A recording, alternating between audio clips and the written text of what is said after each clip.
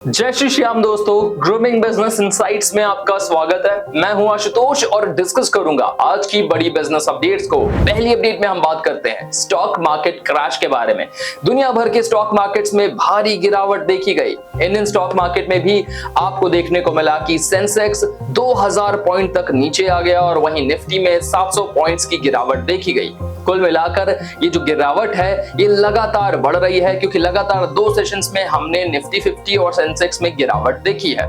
अगर हम बात करें कि ग्लोबली किस मार्केट में सबसे बड़ा डेंट लगा है, तो ये है जापानीज स्टॉक मार्केट, जिसमें 12% से ज्यादा की गिरावट देखी गई। और एस्टिमेट किया जा रहा है कि इसमें जो लास्ट इतनी बड़ी सिंगल डे गिरावट हुई थी ये 1987 के टाइम पे हुई थी। अगर हम बात करें कि दुनिया भर के मार्केट्स में इतनी बड़ी गिरावट क्यों आ रही है, तो इसके पीछे कुछ बड़ी वजह है और एक्सपेक्टेड है कि आगे आने वाले वक्त में और गिरावट भी हो सकती है।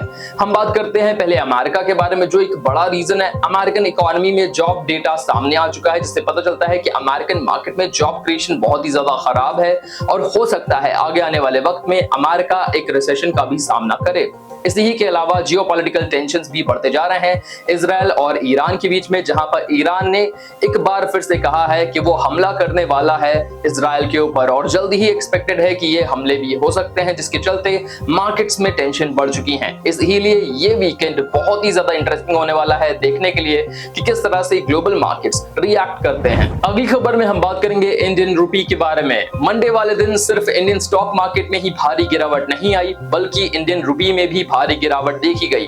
पहले तो रीजन यही है कि जियोपॉलिटिकली डॉलर की जो डिमांड है वो बढ़ गई, जिसकी वजह से हमें ये गिरावट देखने को मिली। बताया जा रहा है कि इंडियन रुपी ने अब तक के अपने ऑल टाइम लो को हिट कर लिया है और $1 के मुकाबले इंडियन रुपी की कीमत 83.80 रुपीज हो चुकी है, जो अब तक की वन ऑफ द बिगेस्ट गिरावट में से एक है। इसी के साथ एक बड़ा रीजन ये भी है कि इंडियन मार्केट में लोग तेजी से एफपीआई यानी कि फॉरेन पोर्टफोलियो इन्वेस्टमेंट को निकाल रहे हैं, जिसकी वजह से डॉलर आउटफ्लो हो रहा है। यानी कि हमारे देश से डॉलर आउटफ्लो होने की वजह से इंडियन रुपी ज्यादा सप्लाई में आ चुकी है और इसी के चलते मार्केट में इंडियन रुपी की गिरावट आ गई है। अगली खबर में हम बात करेंगे गौतम अडानी के एक बड़े स्टेटमेंट के बारे में, जो उन्होंने recently news media organisation Bloomberg के एक इंटरव्यू में दी है।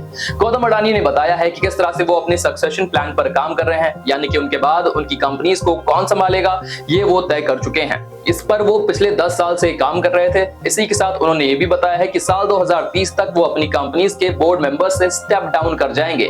यानी कि गौतम अडानी अपनी जो कमान है साल 2030 में अपने आने वाली पीढ़ी को थमा देंगे। इसमें 4 के करीब बड़े नामों की बात कही जा रही है, जो गौतम अडानी के अडानी ट्रस्ट को इक्वली हैंडल करने वाले हैं। गौतम अडानी के जो 2 बेटे हैं, जीत अडानी और करण अडानी, इसके अलावा इनके जो नेफ्यूज हैं प्रणव अडानी और सागर अडानी, इन्हें इक्वली अडानी ट्रस्ट की हिस्सेदारी मिलने की बात कही जा रही है। अगली खबर में बात करेंगे देश की दूसरी सबसे बड़ी आईटी कंपनी इन्फोसिस के बारे में। अपडेट आ रही है कि आज से 2 साल पहले इन्फोसिस ने जिन फ्रेशर्स को जॉब ऑफर्स दिए थे, उनमें से 500 के करीब फ्रेशर्स अभी भी ऑनबोर्डिंग का इंतजार कर रहे हैं और इन्फोसिस ने उनकी ऑनबोर्डिंग पर कोई एक्शन नहीं लिया है। ज्यादातर जो फ्रेशर्स हैं वो सिस्टम इंजीनियरिंग रोल के लिए रखे गए थे, लेकिन इनकी ऑनबोर्डिंग नहीं हुई है और इसी के चलते ये जो फ्रेशर्स हैं वो मीडिया में सामने आ रहे हैं, अपनी शिकायतें दर्ज करवा रहे हैं। बहुत सारे फ्रेशर्स का ये भी कहना है कि अलग अलग कंपनी से जॉब ऑफर्स उन्हें आए थे, लेकिन उन्होंने इस उम्मीद में कि इन्फोसिस में ऑलरेडी उनके सिलेक्शंस हो चुके हैं, अभी तक कोई जॉब ऑफर नहीं लिया, जिसके चलते वो अभी तक जॉबलेस बैठे हुए हैं। अगली खबर में हम बात करेंगे इंडियन गवर्नमेंट की चाइनीज कंपनीज के ऊपर लिए गए एक्शंस के बारे में। अपडेट आ रही है कि इंडियन गवर्नमेंट 400 के करीब चाइनीज कंपनीज को स्ट्राइक डाउन कर सकती है।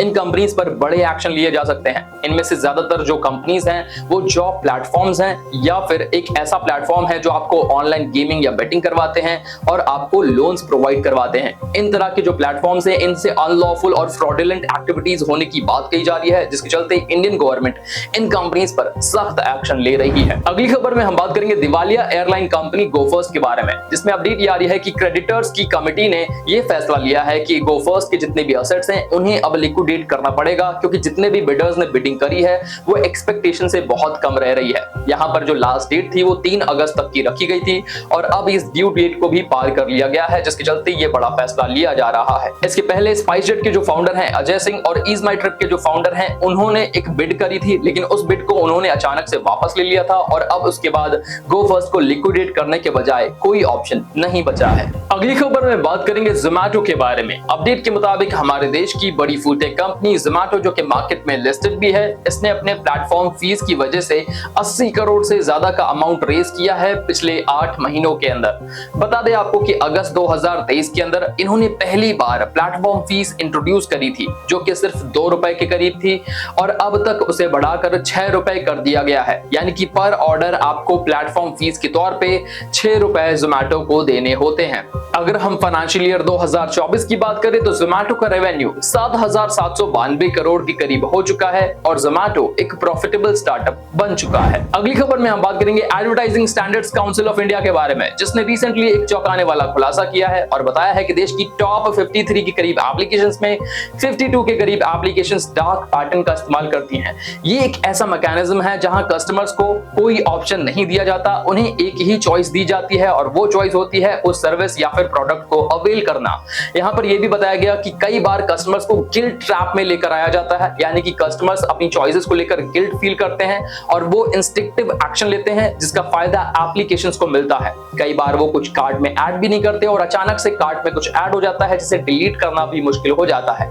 इस तरह की जो पैटर्न्स हैं कहीं ना कहीं कस्टमर्स को एक्सप्लॉइट भी करते हैं। क्या आपके साथ देश की किसी एप्लीकेशन को यूज करते वक्त ऐसा हुआ है? आप अपनी राय कमेंट में बताएं। अगली खबर में हम बात करेंगे देश की रियल एस्टेट कंपनी पर्सनाथ लैंडमार्क के सीईओ संजीव जैन के बारे में, जिन्हें हाल ही में 60 किलोमीटर तक चेस करके दिल्ली पुलिस ने इंदिरा गांधी इंटरनेशनल एयरपोर्ट से गिरफ्तार कर लिया है। यहाँ पर संजीव जैन को national consumers dispute redressal commission के सामने पेश होना था, लेकिन उन्होंने ऐसा नहीं किया और इसके चलते पुलिस ने उन्हें 60 किलोमीटर तक चेस किया और गिरफ्तार करके कोर्ट के सामने पेश किया। अगली खबर में बात करेंगे गवर्नमेंट की वार्निंग के बारे में। गवर्नमेंट ने हाल ही में फेक स्टॉक ट्रेडिंग एप्लीकेशन को लेकर आगाह किया है, वार्न किया है अपने प्लेटफॉर्म साइबर दोस्त की मदद से।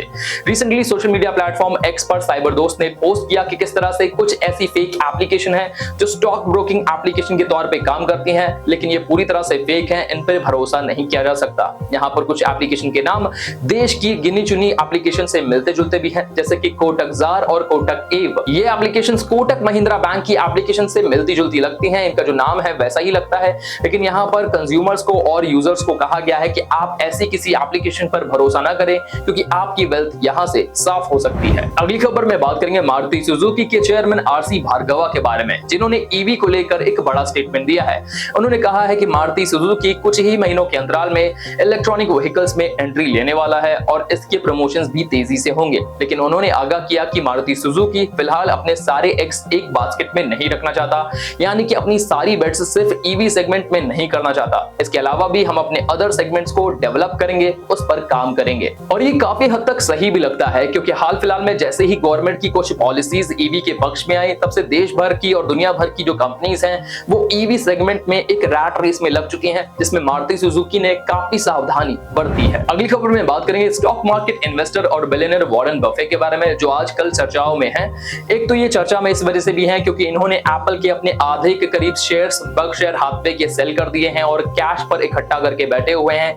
23 लाख करोड़ से भी ज्यादा का कैश इनके पास मौजूद है। इसके अलावा भी ये चर्चा में इस वजह से है क्योंकि इन्होंने अपनी विल चेंज कर दी है, यानी कि मरने के बाद इनकी संपत्ति का क्या होगा उसमें इन्होंने काफी बदलाव किए हैं। पहले माना यह जा रहा था कि वॉरेन बफे अपनी डेथ के बाद आधी के करीब संपत्ति बिल गेट्स की फाउंडेशन को देने वाले हैं, लेकिन अब अपडेट के मुताबिक बिल गेट्स की फाउंडेशन में जो ऑपरेशनल कॉस्ट है ये बहुत ही ज्यादा ब्लोटेड है, जिसके चलते वॉरेन बफे ने ये फैसला लिया है कि बिल गेट्स फाउंडेशन को 1 रुपया भी नहीं दिया जाएगा उनकी डेथ के बाद। हालांकि अक्सर ये कहा जाता रहा है और हर कोई ये जानता है कि बिल गेट्स और वॉरेन बफे आपस में बहुत अच्छे दोस्त भी हैं। अगली खबर में हम बात करेंगे global financial management firm Goldman सैक्स के बारे में, जिसने हाल ही में अमेरिकन रिसेशन को लेकर एक बड़ी भविष्यवाणी की है।